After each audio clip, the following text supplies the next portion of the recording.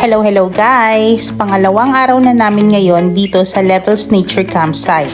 At syempre, pag nandito kami sa campsite, maaga kaming gumigising.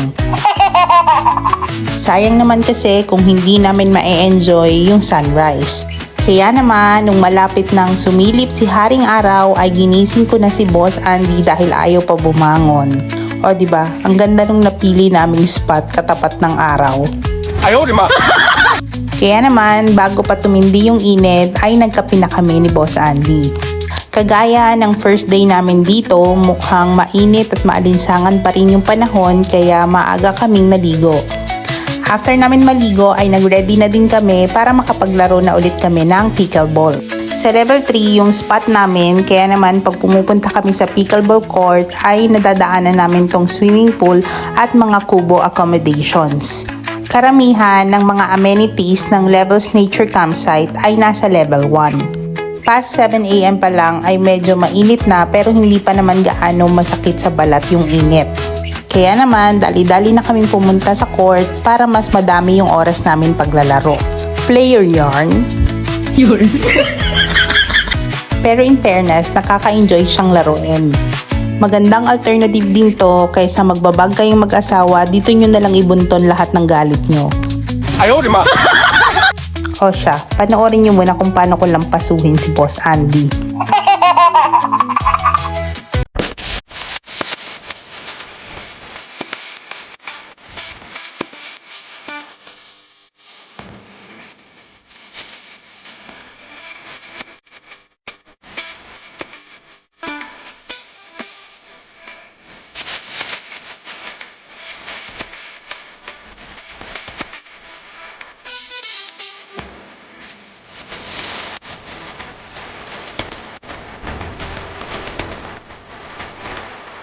Almost 1.5 hour lang kami nakapaglaro ni Boss Andy at bumalik na ulit kami sa aming tent dahil sobrang init na.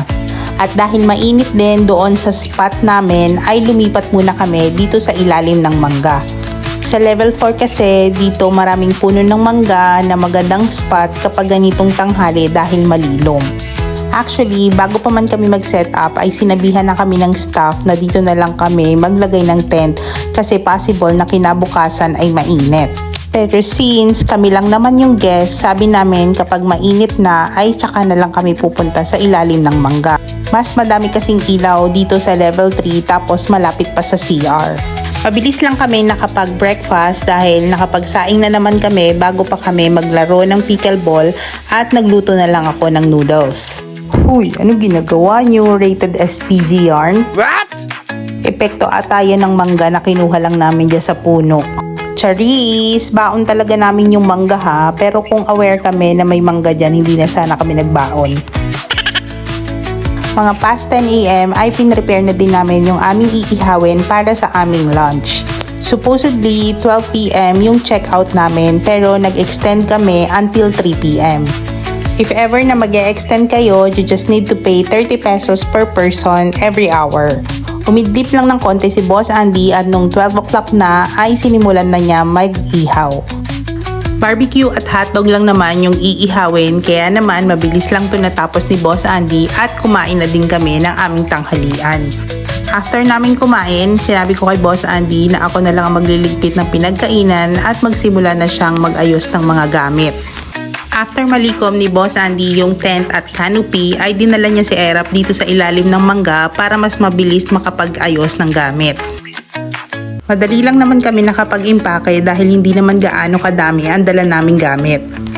Around 1 PM ay natapos na namin ang pagkakarga ng mga gamit kaya naman it's time para maligo. Siyempre hindi natin palalampasin ang maligo sa swimming pool. Kaya naman after namin mag-shower ay nagbabad muna kami dito sa kanilang swimming pool.